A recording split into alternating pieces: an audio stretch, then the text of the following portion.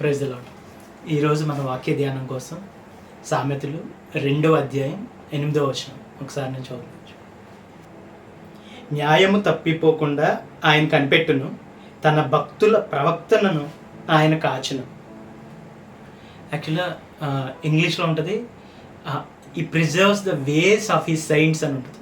అంటే ఆయన భక్తుల మార్గాల్ని ఆయన కనిపెట్టి కాపాడుతాడంట. తెలుగులో ఉంది ఆయన భక్తుల ప్రవక్తని ఆయన కాపాడినాను. యాక్చువల్గా ఇంగ్లీష్ ప్రకారం ఏంటంటే ఆయన భక్తుల మార్గాన్ని ఆయన కాచి కాపాడుతాడంట, కనిపెడతాడంట, ప్రిజర్వ్ చేస్తాడంట, అంటే కాపాడుతాడంట.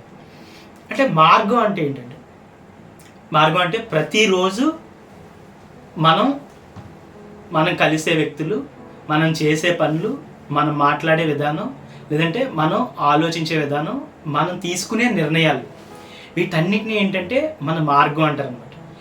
ఇవన్నీ మన నీతి లేకుండా అవినీతితో ఇవన్నీ మన ఆలోచనలు, మనం కలిసే వ్యక్తులు, మనం మాట్లాడే మాటలు, మనం తీసుకునే నిర్ణయాలు ఉంటే ఇవన్నీ దుష్టుని మార్గాలు అని సంబోధించబడతాయి.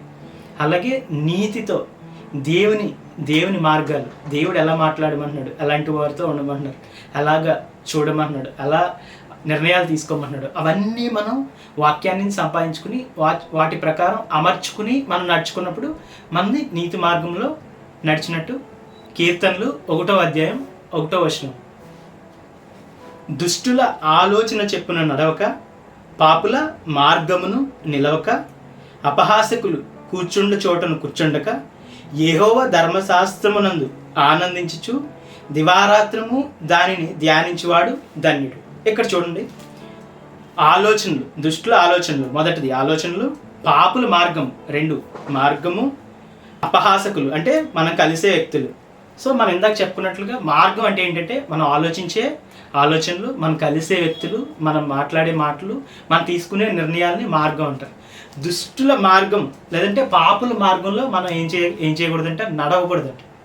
సో దేవుడు మనల్ని ఏం చేస్తాడంటే ప్రతిరోజు మనకి బోధించి మన మార్గాన్ని ఏం చేస్తాడంటే ఫిల్టర్ చేస్తాడు.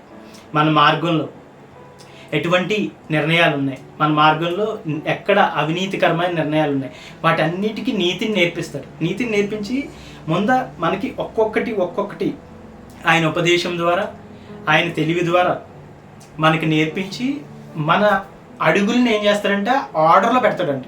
ఇంగ్లీష్లో ఉంటుంది ఈ order the steps of the upright అని ఉంటుంది. యథార్థవంతుల అడుగులు ఆయన ఏం చేస్తాడంట అమర్స్తాడంట, అంటే 1 by 1. ఇప్పుడు చూడండి, ఫర్ ఎగ్జాంపుల్ మనం ఏదైనా ఒక కొత్త ప్రదేశానికి వెళ్ళామనుకోండి, కొత్త హోటల్కి కానీ, వాళ్ళు ఏం చేస్తారంటే ఫీడ్బ్యాక్ అడుగుతారు. ఆ ఫీడ్బ్యాక్ అంటే ఏంటంటే వాళ్ళు ఏమైనా తప్పులు చేసి ఉంటే, లేదంటే వాళ్ళు ఏమైనా బెస్ట్ క్వాలిటీ ఉంటే అది ఐడెంటిఫై చేసి ఆ బెస్ట్ క్వాలిటీని వాళ్ళు ఇంకా ఇంప్రూవ్ చేసుకుంటారు. ఏమైనా మిస్టేక్స్ ఉంటే ఆ మిస్టేక్స్ని ఎలిమినేట్ చేసి అక్కడ తగిన చర్యలు వారు తీసుకుంటారు.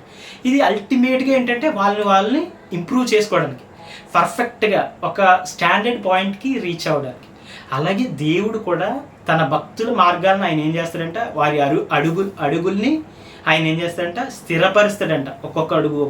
ఒకసారి కీర్తనలు 37, 23, 24,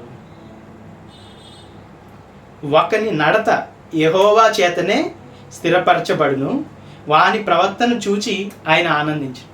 ఒకని నడత అంటే అడుగులు యెహోవా చేతనే స్థిరపరచబడినంట. అంటే ఎవరు స్థిరపరుస్తారంటే యెహోవా స్థిరపరుస్తాడంట. స్థిరపరచడం అంటే యాక్చువల్గా మనం వేసే అడుగుల్లో కొన్ని తప్పులు ఉండొచ్చు, ఆ తప్పుల్ని సర్దిద్ది కరెక్ట్గా అడుగులు వేసేలాగా. మనం కలిసే వ్యక్తుల్లో ఎవరైనా తప్పుడు మనుషులు ఉండొచ్చు, వాళ్ళని ఎలిమినేట్ చేసి మనం ఎవరితో ఉండాలి, ఇవన్నీ దేవుడు నేర్పించి ఏం చేస్తారంట స్థిరపరుస్తాడంట. మొదట ఆయన మనకి దుష్టకరమైన మార్గాలు ఏంటో నేర్పిస్తారు. తర్వాత మన అడుగుల్లో ఎక్కడెక్కడ మార్పులు ఉన్నాయో వాటిని అన్నింటినీ సరిదిద్దుతారు. అల్టిమేట్గా మన మార్గాన్ని ఆయన ఏం చేస్తాడంట సరళం చేస్తాడంట. సరళం అంటే ఇప్పుడు ఫర్ ఎగ్జాంపుల్ ఒక దారి ఉంది, అందులో మనం డైలీ అటు వెళ్ళాలనుకోండి, మనం ఏం చేయాలంటే అక్కడ పని సజావుగా జరగాలంటే ఆ మార్గంలో అడ్డంకులన్నీ తొలగించి మనం మార్గాన్ని సరళం చేసుకోవాలి. అడ్లున్న మొక్కల్ని, అడ్లున్న రాళ్ళని, లేదంటే ఏమైనా వస్తువులు ఉంటే ఆ వస్తువుల్ని తీసుకుని ఆ మార్గాన్ని సరళం చేసుకోవాలి. అలా మార్గాన్ని సరళం చేసుకున్నప్పుడు ఏమవుతాయంట, మన దారులన్నీ స్థిరపడతాయంట. స్థిరపడతామంటే పర్ఫెక్షన్కి వస్తాయంట. పర్ఫెక్షన్కి వచ్చినప్పుడు ఏంటంటే మనం దేవుని ముందు నిందారహితంగా ఉంటాం అన్నమాట. పౌల్ గారు అంటారు, నేను మిమ్మల్ని నిందారహితంగా మచ్చలేని వారిగా మిమ్మల్ని దేవుని ముందు నిలబెట్టడమే నా ధ్యేయం, నా గమ్యం ఉంటాడు. సో ఏంటంటే మన మార్గాలన్నిటి మనం ఏం చేయాలంట, సరళం చేసుకోవాలంట. ఒకసారి సామెతలు 4:26 నీవు నడుచు మార్గమును సరళం చేయము, అప్పుడు నీ మార్గములన్నీ స్థిరములగును. మన మార్గాలను ఏం చేయాలంటే సరళం చేసుకోవాలంట. అంటే ఎక్కడ తప్పులు ఉన్నాయో, ఎక్కడ మనం చేసే తప్పుడు నిర్ణయాలు ఉన్నాయో, తప్పుడు పర్సన్స్ ఉన్నారో, తప్పుడు ఆలోచనలు ఉన్నాయో, అవన్నీ వాక్యపు వెలుగులో మనం సరిదిద్దుకుని